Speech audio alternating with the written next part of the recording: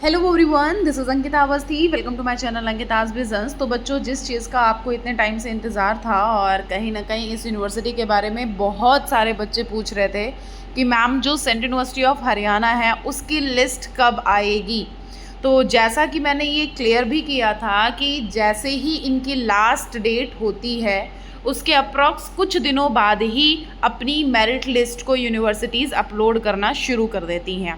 So basically जो central university है इसने अपनी कॉम्प्रिहेंसिव लिस्ट को आउट किया है। अब कॉम्प्रिहेंसिव लिस्ट क्या है? तो ये वो लिस्ट है जिसमें आप सभी के नाम होंगे जिन्होंने भी यहाँ की जो एप्लीकेशन है वो फिल करी गई होगी। मतलब अगर आपने यहाँ का फॉर्म फिल किया होगा CUET PG वाला, तो आप लोगों का नाम यहाँ होगा। तो अगर आपका इस लिस्ट में नाम है तब आप लोग ये एक्सपेक्ट कर सकते हो कि आपका आगे आने वाले मेरिट लिस्ट में भी नाम होगा। तो आप लोगों को सबसे पहले चेक करना है अपना नाम इन लिस्ट में, और उसके बाद अगर इस लिस्ट में नाम है तभी आपका नेक्स्ट वाले राउंड में जब भी मेरिट लिस्ट फर्स्ट इनकी आएगी तब आपका उसमें नाम होगा। अदरवाइज आपको उस लिस्ट में नहीं सेलेक्ट किया जाएगा अगर आपका इस लिस्ट में नाम नहीं है, क्योंकि ये वो लिस्ट होती है जिसमें आपको ये क्लियर किया जाता है कि आपका फॉर्म सक्सेसफुली इस यूनिवर्सिटी के पास तक पहुंच गया है। आपने जो भी डॉक्यूमेंट्स अपलोड किए थे, जो भी आपने रजिस्ट्रेशन फ़ीस दी थी, वो सक्सेसफुली यहाँ तक पहुंच गई है और आपके डॉक्यूमेंट्स वगैरह यहाँ पर सही हैं, तब आपका इस लिस्ट में नाम निकाला जाता है। ओके, सो ये जो लिस्ट है, सबसे पहले हम अगर देखें तो अप्रॉक्स टू अप्रॉक्स यहाँ के कई प्रोग्राम्स के लिए बच्चों ने फॉर्म अप्लाई किया था। तो यहाँ पर सबसे पहला जो प्रोग्राम आ रहा है वो है साइकोलॉजी का। जैसा कि आप सभी को पता है कि जो साइकोलॉजी है, साइकोलॉजी बेसिकली हर एक यूनिवर्सिटी में आप खुद से देख रहे हो कि हर एक यूनिवर्सिटी क्या कर रही है, साइकोलॉजी में प्रॉपर तरह से उसका कट ऑफ हायर में जा रहा है। वैसे ही यहाँ पर अगर देखोगे तो 281 से स्टार्टिंग है।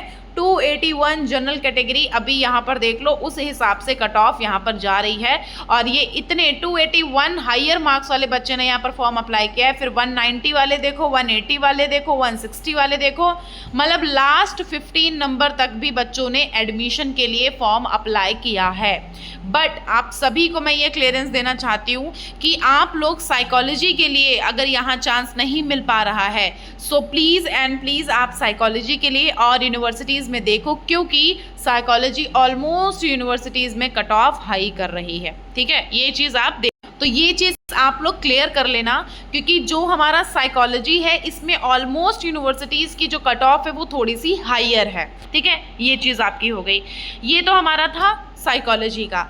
अब हम एक बार अगर देख लें कि ये जो हमारा LLB 3 इयर्स है, ये हमारा जो प्रोफेशनल कोर्स है, इस कोर्स के अकॉर्डिंग आप सारे बच्चों का यहाँ पर मैंने क्लियर भी किया था कि बहुत हायर जा रहा है। जैसा कि आपने डॉक्टर हरि सिंह गौर में देखा होगा, उसमें भी काफ़ी हायर मार्क्स वाले बच्चों को 15th को लिया गया था, मतलब कि जो उनकी ऑफलाइन काउंसलिंग हुई थी, तो 15th को उन्होंने ये हायर मार्क्स वाले बच्चों को लिया था। और यहाँ पर खुद से देख लो कि जो सेंट्रल यूनिवर्सिटी ऑफ हरियाणा है उसमें 241 से स्टार्टिंग हो रही है और टोटल 33 पेजेस हैं, मतलब कि आपका 0 नंबर वाले बच्चे ने भी अपना फॉर्म अप्लाई किया है। हैट्स ऑफ यू भाई विवेक कुमार। सो मतलब कि आप लोग कहीं ना कहीं ये देख लो कि कंपटीशन आपका LLB में भी अच्छा खासा होने वाला है। फिर अगर हम बात करें LLM की कि मैम LLM का क्या प्रोसीजर होगा, तो LLM के लिए देखोगे तो 205 से स्टार्टिंग हो रही है और यहाँ पर LLM में थोड़े से 196 बच्चे हैं, तो कहीं ना कहीं चांसेस आपके बनेंगे, क्योंकि इसमें ऑलमोस्ट सारी ही कैटेगरी के मिला करके 196 हैं। मतलब 14 नंबर तक का आपका कहीं ना कहीं लास्ट टू लास्ट देखो चांस बन सकता है। मतलब 14 नंबर वाले बच्चे ने भी यहाँ पर अप्लाई किया है। अब हम अगर देखें इकोनॉमिक्स का, इकोनॉमिक्स में 170 से स्टार्टिंग हो रही है बच्चों, और यहाँ पर बहुत ही कम नंबर वाले, मतलब बहुत ही कम बच्चों ने अप्लाई किया है। तो इकोनॉमिक्स में ऑलमोस्ट जो बच्चे हैं वो मान सकते हैं कि आपका एडमिशन पॉसिबल होगा यहाँ पे। ठीक है, तो अगर आपके कम नंबर हैं कंपटीशन ज़्यादा नहीं है तो तुम्हारा ज़रूर से चांस बन जाएगा। मैथमेटिक्स में भी कंपटीशन ज़्यादा नहीं है, 141 से स्टार्टिंग है और -1 वाले बच्चे ने भी यहाँ का फॉर्म फिल किया है तो तुम्हारा चांस बन जाएगा, उसके लिए तुम्हें परेशान होने की बिल्कुल भी ज़रूरत नहीं है। इंग्लिश के लिए अगर हम देखेंगे तो इंग्लिश के लिए यहाँ पर 235 से स्टार्टिंग हो रही है और कहीं ना कहीं लास्ट टू लास्ट यहाँ पर 0 नंबर वाले बच्चे ने भी अप्लाई किया है, तो आप उसके लिए बिल्कुल परेशान मत होना, कहीं ना कहीं आपको यहाँ चांस बनेगा। और अभी मैं आपको ये भी क्लियर करूँगी कि इनकी जो मेन मेरिट लिस्ट है वो एग्जैक्टली आनी कब है। ओके, उसके लिए आप थोड़ा सा बस इंतजार कर लो, बस मैं आपको बता देती हूँ।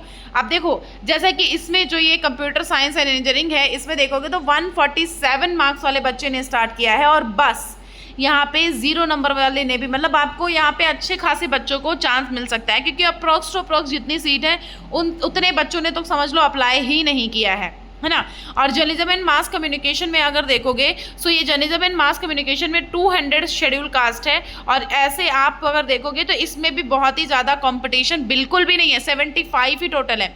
मतलब कि आपको कहीं ना कहीं चांस बनेगा, आप लोग यहाँ पर इंतज़ार करो। मेन साइकोलॉजी में बहुत ही ज़्यादा भीड़ है और जो आपका यहाँ पर वो आ रहा है, क्या बोलते हैं, साइकोलॉजी के बाद में ये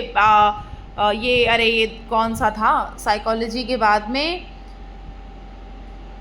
पता नहीं कौन सा था। हाँ, एक मिनट में देख लेती हूँ वरना मेरे को वो रहेगा। हाँ, साइकोलॉजी के बाद में हमारा आता LLB। हाँ, LLB जो था, LLB का देख सकते हो, LLB और साइकोलॉजी का बहुत ही ज़्यादा हायर है। अब बीएड में अगर हम देखेंगे तो बीएड आर्ट्स के लिए हम सबसे पहले इस लिस्ट को देख लेते हैं कि बीएड आर्ट्स का कितना गया हुआ है। मतलब आर्ट्स वाले में तो चलो ठीक है, नॉर्मल में रहा होगा। ये देखो 184 से स्टार्टिंग हो रही है, लास्ट टू लास्ट बहुत सारा कॉम्पिटिशन है। ओ बाबा, बहुत सारा कंपटीशन है। कहीं ना कहीं आप सभी को भगवान से दुआ करूँगी कि कहीं ना कहीं चांस मिल जाए बाबा। 186 से स्टार्टिंग हो रही है इसमें और इसमें भी कहीं ना कहीं बहुत ही माइनस वाले बच्चे ने भी हो सकता है फॉर्म फिल किया हो। सो ये देख सकते हो 0 नंबर वाले बच्चे ने भी फॉर्म फिल किया है। सो इसका कंपटीशन तो बोला ही था कि बीएड हो या फिर आपका एमएड हो, आपका ऑलमोस्ट इन दोनों के लिए, एमएड में तो चलो फिर भी आपके कम में ही आपको मिल जाएगा, लेकिन बीएड में approx to approx higher marks वाले बच्चों को ही, मतलब कंपटीशन बेसिकली बहुत है। इसमें देखो 210 से स्टार्टिंग हो रही है, इसमें तो फिर भी कंपटीशन कम है, मतलब बहुत सारे बच्चे जो हैं एक तरह से देखा जाए इतना ज़्यादा इधर उधर का वो नहीं है। तो मतलब आपका ये है कि आपको कहीं ना कहीं यहाँ पर जो चांस मिलेगा वो लास्ट राउंड में मिलेगा, अगर आपके बहुत ही ज़्यादा बच्चों ने अगर किया है तब की बात है। अदरवाइज इतना कोई इशू नहीं है, चांस मिल जाएगा। अगर हम नॉर्मली कुछ प्रोग्राम्स में देखें जिसमें बहुत कंपटीशन है उसमें थोड़ा कम चांसेस हैं, अदरवाइज जिसमें थोड़े कम स्टूडेंट्स हैं ना, बहुत ईजिली आपको पॉसिबिलिटीज़ हो सकती है। प्लस अगर जानना है कि किसका होगा नहीं होगा इन सब के बारे में, तो उसके बारे में आप मुझसे इंस्टाग्राम पर मैसेज कर दो, अंकिताज विजन्स के नाम से मेरी आईडी है। और अगर इंस्टाग्राम नहीं तो मेरी मेल आईडी पर मैसेज कर दो, अंकिता अवस्थी 2016@gmail.com के नाम से बच्चा, वहाँ पर मैसेज कर दो, तो वहाँ पर मैं आपको क्लियरेंस दे दूंगी, ठीक है। उसके बाद यहाँ पर अगर आप देखोगे, जस्ट अ सेकेंड, ये क्या है, एक मिनट में देख लेती हूँ।